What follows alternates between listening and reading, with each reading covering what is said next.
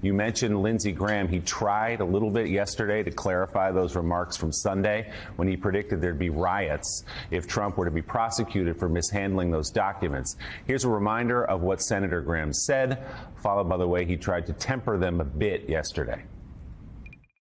Most Republicans, including me, believes when it comes to Trump, there is no law. It's all about getting him. If they try to prosecute President Trump for mishandling classified information after Hillary Clinton set up a server in her basement, they literally will be riots in the street. I worry about our country.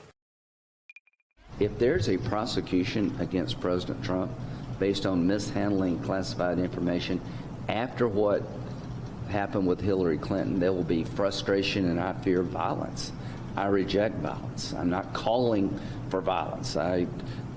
Violence is not the answer. Too late, right? It's out in the atmosphere. He's already said it, and he's not alone, Joe. And again, is Lindsey Graham or others, are they okay? It's a question that should be asked. We can't get them to come on this show, but it's a question that should be asked. Are you okay with any president of any party taking 15 boxes of classified documents with him or her from the White House to their home, to their private residence? Are you okay with that? Because that's what you're arguing for here, that he shouldn't be prosecuted for this. And it's a warning, of course, to Merrick Garland and the Justice Department. Hey, don't forget about January 6th. If you prosecute this president, if you indict him, there will be violence.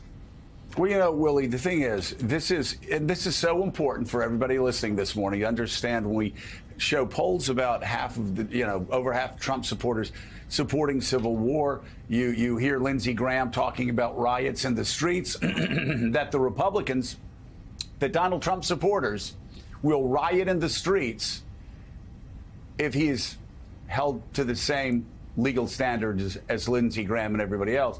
First of all, it's fascinating because what did they tell us? Oh, no, Republicans don't riot. Donald Trump supporters don't riot. That's Antifa. Now we've got Lindsey actually saying, we're coming for you. We're going to riot. Republicans will riot. Trump supporters will riot if he's held to the same legal standard that Lindsey Graham or any other member of Congress would be held to. So he tried to temper his remarks a little bit. Like you said, too late. He says, I reject violence, but there will be violence. Right. There will be violence. Right. If a guy that took boxes of top secret material, confidential material, secret material out of the White House is held to account like any other American. It is fascinating. I will say, Willie, and again, perspective. Let's have perspective. You look at the numbers out there, and you see that a majority of Americans believe the investigation should move forward. 55, 56, 57% of Americans believe that Donald Trump should be investigated for this. That was after the FBI search for all of those documents. One other thing, though, that's fascinating.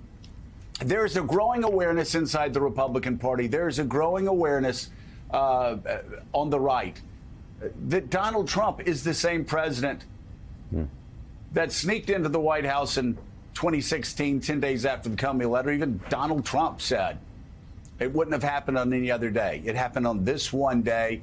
We could have had elections 10 days in a row. I would have lost 9 days. This was the day I could win.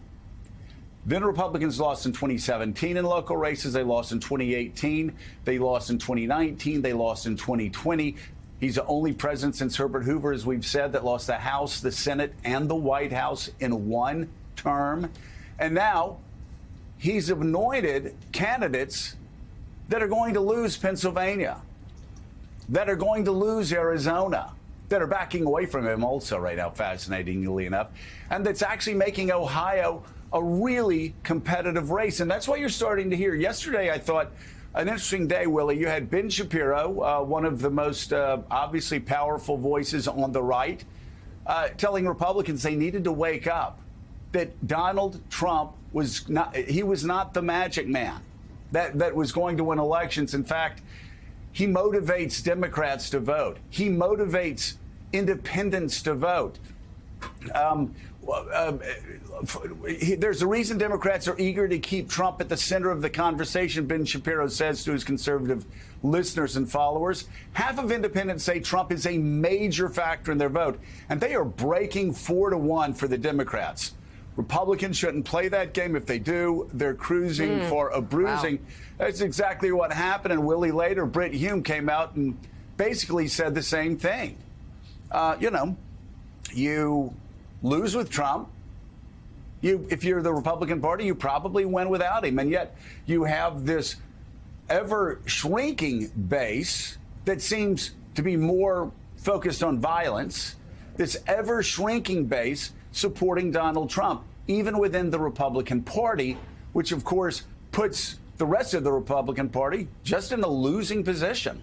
Yeah, and this is something what Ben Shapiro said and Brit Hume and others are saying now, something that Mitch McConnell's been saying privately for a very long time, and we've seen it kind of spill out into the public in the last couple of weeks, where it's saying we got bad candidates. And the subtext of that is we have bad candidates because of the ones handpicked by Donald Trump, but also having Donald Trump at the center of the conversation talking about an election that happened 2 years ago is not helpful to a party that believes it has a weak president on the ropes with low approval ratings. So those are coming up, and his support is increasing for Joe Biden.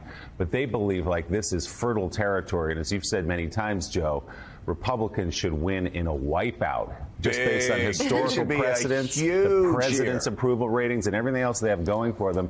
And yet they find themselves in a position where they may lose the Senate. They think they have it in their grasp, and where the margin in the House is going to be much tighter potentially than they thought it would be.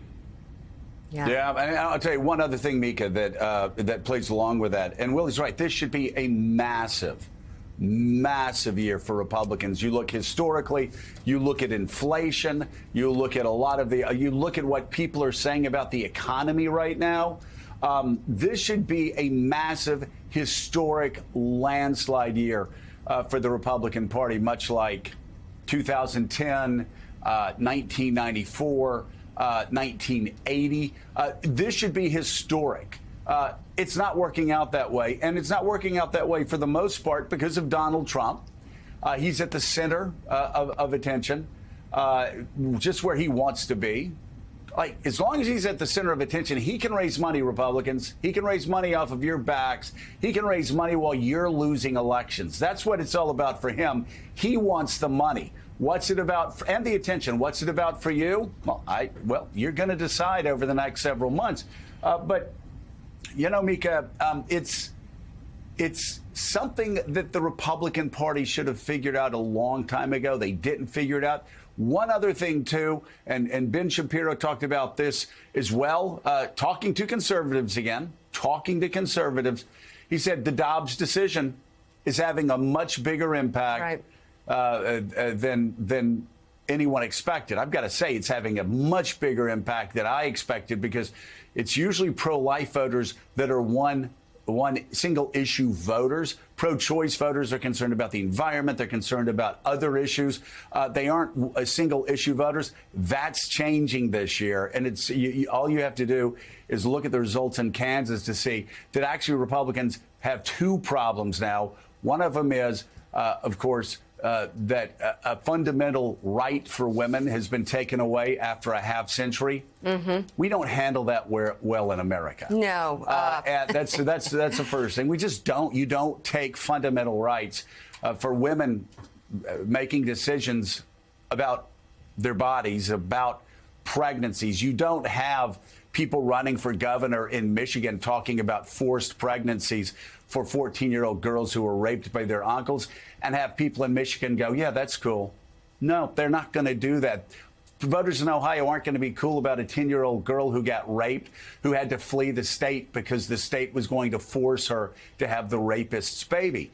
Not cool about things like that. So you have that going against Democrats. You have some extreme positions following Uvalde going against Republicans. And then, of course, you have Donald Trump, who's the biggest problem now, because, if they'd gotten the right candidates, they could have finessed some of these issues a little bit better. I know that'll offend people out there, but that's what good politicians do. Good politicians know how to finesse issues.